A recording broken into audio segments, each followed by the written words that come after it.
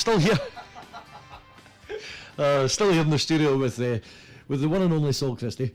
We played your track Drift Away, which just great, and a different sound, a different sound from the country sound, which is great. Now, I asked you off air if you were comfortable about talking about your health.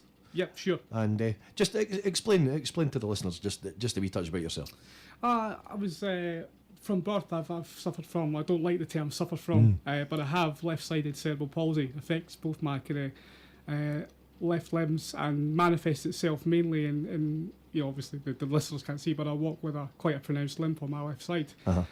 And obviously, kind of when you put yourself in the spotlight, if you like, on stage, you attract quite a lot of questions and that, and people form their own impressions and whatever else. And my take on it is, I'm glad you asked. My take on it's always been, my initial response is always, I don't have a comparison because I've had it from birth, Mark. Yeah. I don't know what it's like for you to walk the way you do or run the way you do or whatever else. Yeah. To have a condition like that from birth, you just adapt and you grow up the way you do. So, from that point of view, really to me, it's not a big deal because it's no different to you growing up and learning to move, the way you've done. Yeah, I mean, and as we were chatting off air, then saying that you've taken it on board in yourself, and as you just said there, put yourself in the spotlight on stage, and there are times which you have said that there's a kind of reaction when you first walk into a venue. Yeah, of course. People form. It's human nature to make initial judgments and to form initial impressions, and it can be quite amusing for me sometimes to walk in to a completely new venue to where people have never seen me before, and the looks you get of people, they're not bad looks, but you can see people kind of making note, if you like, Mark. And I think to say to you as well, the challenge I always set myself is that hopefully 9 times out of 10 when I walk out of these venues, kind of 2 or 3 hours later, they're speaking about my voice and my ability on stage, and not the condition that I have, and that tends to be the way it is, and it's another reason I'm thankful for the for the involvement I've had in music, because it is a good way, if you like, for want of a better phrase, to put people's mind at rest. If they see you on stage doing your thing and doing it well, then you become an entertainer and a performer first, and a person with a disability second, which is the way it should be in any walk of life. Whatever you do, for a living, your strengths and your strong points in life should be placed above that. It has to be said, and this is me saying this personally, that to overcome the sometimes perception and barrier that you would get from people, it's a very bold thing that you've done, that you've decided to go out and make this career on the stage, put yourself in the spotlight. But what you do is that you're showing that the entertainment industry is open up to everyone. I think it is. It's very much opened up to everyone, and that's very kind of you to make those remarks, and I appreciate that. I don't see it as particularly bold. What I see it as is me playing to my strengths, and I think anybody that knows me, and I've had this conversation with a number of people recently, in any walk of life, I think you have, whether it's employment or whatever, I think you have to play your strengths. Yeah. And when I'm up on stage, performing, I'm not just chasing the dream of fame and fortune and stuff like that, because that side of it doesn't interest me. I'm doing, I'm trying to make a living doing what I feel I'm best at. So again, my disability doesn't come into it from my point of view in that I'm taking what I feel I'm best at and what I can do, what I can do better than anything else, and I'm trying to make a career around about it, and everything else is secondary. Brilliant, great stuff. Now, I've got to ask you just a question, totally off the cuff. All right, okay. What's your favourite song for singing? My favourite song to sing? It's picking one. It's like you're talking to the human jukebox, Mark. Picking one song's like. I think if you're asking about, are you talking for me personally, or to play a gig to get a crowd? Yes, you personally. My favourite song to sing is a song. I'm a massive Bruce Springsteen fan, and he's recorded a song. He's recorded it a couple of times actually. He's put it on a couple of different albums. It's a song called "Land of Hope and Dreams." And that is, if you're asking me to pick a song just to sing, to a select crowd or whatever else, that's my favourite song, and I don't expect a great, number of your listeners to have heard of it. Yeah. But you've asked the question off the cuff, and the answer off the cuff is "Land of Hope and Dreams" by Bruce Springsteen. Now, I normally always ask a very embarrassing question. What was the first single you ever bought? First single I ever bought was, it's not actually that embarrassing, well, it is depending on what you think of the artist. First single I ever bought was Meatloaf's "I Would Do Anything for Love," brackets, but I won't do that. And it wasn't. I don't think that's a particularly embarrassing. It's not an embarrassing one. First single to buy, but if you're looking for an embarrassing story round about it, I took it obviously because that single and the album that followed, obviously, Bat Out of Hell 2, was the album that kind of relaunched Meatloaf back in the kind of early 90s. And I was blissfully unaware of the massive success he'd had previous to that, with a couple of other albums. Yeah. So I saw this song hit the charts and watched it on Top of the Pops. And I ran to my mum and I said, Mum. He said, you got to see this new guy on Top of the Pops, this new singer. He's absolutely unbelievable. You got to hear this song. And she said, what's his name? And I said, Meatloaf. And she just laughed at me. And I said, what are you laughing at? And she went in her, one of the drawers in her bedroom and dug out this little battered white cassette of Bat Out of Hell, the original album from about 20 years previously, and just said, here, go and play that and tell me who that is. Well, a new artist. I've actually got a similar story that I'll tell. Probably get complaints about this one, but as you know, I sing a lot of Drifter stuff, and a few years ago when my daughter was a bit younger, I used to take her along to some of the holiday park gigs, and she always sang a lot of the Drifter stuff, and she said to me, kissing in the background of movies, oh, that's my favourite song that you sing, and it was probably about 4 years ago now, and she come running into the room, and she went, Dad. I says, what? She went, I've just seen the Drifters on TV, and they're not white. And I says, what, you never knew? And she was like, no. She says, because I've only ever heard. So, it's just, it's funny, funny how people just, well, it's a compliment for you hear an artist. artist. Mark. Yeah, yes, definitely. I like the soulful voice. Yes. I wish I could sound like Barry White, actually, but I probably look more like him than anything else. Only if it's rhyming slang. Right. Well, I think we'll terminate this interview. No. The other song that I was going to ask you, the other thing I was going to ask you, sorry, is do you like every song that you sing?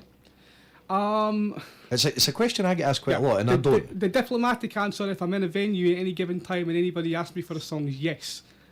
Because it's just you and me just now and nobody else is listening. The answer's You're no. right. The answer's no. I don't like every song that I sing, but I don't. When I step on stage, I'm not looking to entertain me. I'm up there and I'm being paid to entertain whoever I'm listening to. Even to the point that some of the tracks, even that you've played today, are not indicative of things that I would normally sing at weekend gigs. Yeah. But sometimes you aim projects at certain target audiences, and that's what I've done with the album. And that's what I do with my show. It doesn't matter to me if I'm up there for 2 or 3 hours singing, and I can sing, no songs in that space of time that I like. If I come off stage feeling, the set wasn't particularly to my liking, but my whole crowd are going home telling their friends and their family how good that, that boy was, then that's mission accomplished. There's no better feeling, eh? No, definitely not. Absolutely no better feeling. And the final wee question that I've got, or the final little part before we play your last track, sure, is for any of our listeners, I was going to say for our younger listeners, but it doesn't really matter. For any of our listeners, young or old, who are interested in getting involved in the music business, what would be your advice? What would you say to people who want to get involved? Here's the last cliche of the day, Mark, but Yeah. it's never a truer word spoken. It's hard work. It's what's going to get you furthest. It's, people with a lot more, natural, God-given, if you like, talent than me, will not make it in the industry. You've got to take whatever talent you're fortunate enough to have, and you've got to match it with a work ethic that's hard, to the point like we've spoken about. It's going on stage when when you don't want to go on stage. It's getting up early to travel when you don't want to travel. It's being organised so that you know where you're going. It's the people skills. But if you're asking me for one piece of advice, hard work, because that'll take you further than anything else. Natural talent will only take you so far if it's not partnered with hard work. Very wise words, which could actually reflect anything in life. Yeah, I think so. Yeah, great stuff. I like somebody who says hard work. It's something I don't do very often. I'm definitely hard work. I'm definitally hard working. Sorry, Mark. I'll agree with that. Hard working. I'll agree with that. Now we're going to play your final track, which is an Eagles track. It is. I've asked you to play this one lastly because I think this track it's the first one that I recorded for the album, and it's the vocal that I think most proud of from the 12. It's a lovely, easy listening song. I grew up listening to loads of the Eagles stuff, so I was really, really pleased to be able to squeeze this one onto the playlist for the album. Fantastic. This is Desperado. Well, yeah, okay.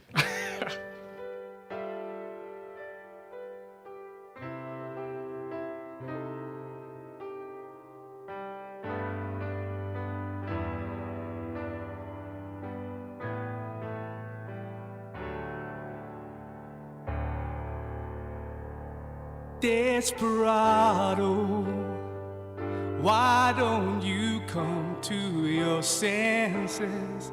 You've been out riding fences for so long now. Oh, you're a hard one, and I know that you got your reasons. These things that are pleasing you can hurt you somehow. Don't you draw the queen of diamonds, boy. She'll beat you if she's able. The queen of hearts is always your best bet. It seems to me some fine things have been laid upon your table, but you only want the ones you can get. Desperado, boy, you ain't getting no younger. Your pain and your hunger, they're driving you home. And freedom, oh freedom, just some people talking.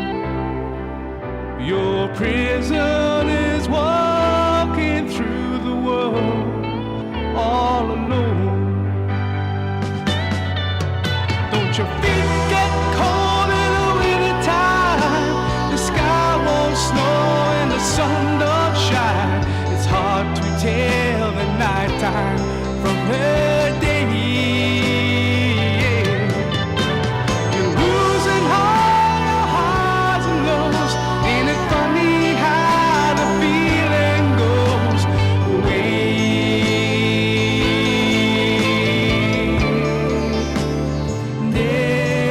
Desperado, why don't you come to your senses? Come down from your fences. Open the gate. It may be raining, but there's a rainbow above you. You better let somebody love you. You better let somebody love you before it's too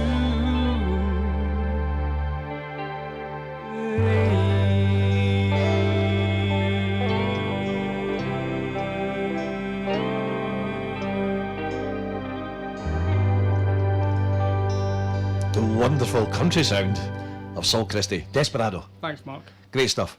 Well, can I just thank you very much for making the effort to come all this way? Not at all. It's been my pleasure. It's been something I've been looking forward to since we first spoke about it about 7 years ago or whenever Yeah, it was. something like that. Yeah. It was before I even thought about coming on the radio, but I thought, I'm going to get myself on the radio show. I'm going to get Saul on the radio. Yeah. Well, the only thing I'd like to pull you up for, Mark, is I feel really I'm really pleased you took the time to invite me. But I'm sitting here, looking dishevelled, having travelled and everything else, thinking it's only radio, no one can tell me. Yeah, no we're going to take no a one can photo. see me. And now you've just sprung it on me when I come in the studio. Oh, you've got to have your obligatory picture taken. The obligatory picture with the black diamond sign, and we'll stick it up on Facebook, and then people can have a look at how unshaven you are. I'm particularly unshaven. So you can probably hear that on the microphone. So am I. You are. So am I. But Yeah, this is the Thursday look. Okay, Thursday. Yeah. Back to work again tomorrow. Yeah, looking forward to 3 nice gigs lined up this weekend, so it'll be good. Okay, and have you anybody you want to say hello to before we finally say goodbye? Yeah, just quickly, if I could, I got a text there just while we were off air from the other half who's still up in Inverness.